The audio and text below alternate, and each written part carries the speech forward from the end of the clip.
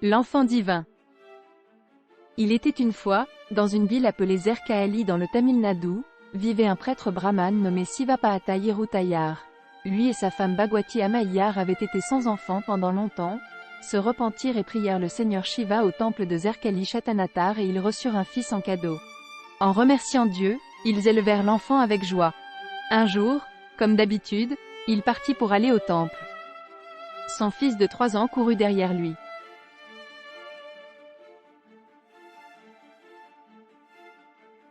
Il demanda à être emmené au temple et se mit à pleurer. Il souleva l'enfant et le donna à la mère pour le calmer. L'enfant pleura en disant qu'il voulait venir aussi. Pris de pitié, le père prit son fils dans ses bras et alla au temple. Avant d'entrer dans le temple, il a pour habitude de se baigner dans l'étang sacré qui s'y trouve. Ainsi, laissant son fils au bord de l'étang, il descendit dans l'eau et se baigna.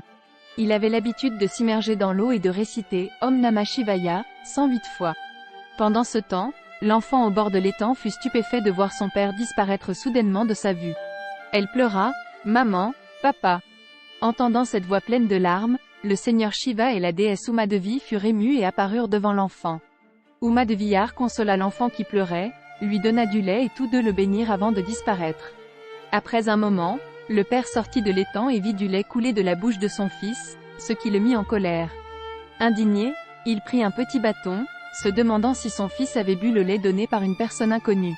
Il demanda « Qui t'a donné du lait ?» et alla le battre. L'enfant qui avait bu le lait donné par Dieu devint un enfant éclairé. Le garçon de 3 ans chanta le seigneur Shiva qu'il venait de voir. En entendant l'enfant chanter « Todu Huadaya Chevillan », le père fut surpris et le bâton glissa de sa main.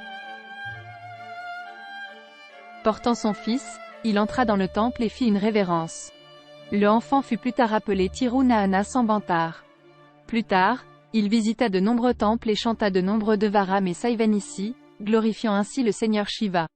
Il est l'un des 4 Nayandmar qui ont chanté de nombreux Tevaram, psaumes, sur Shiva.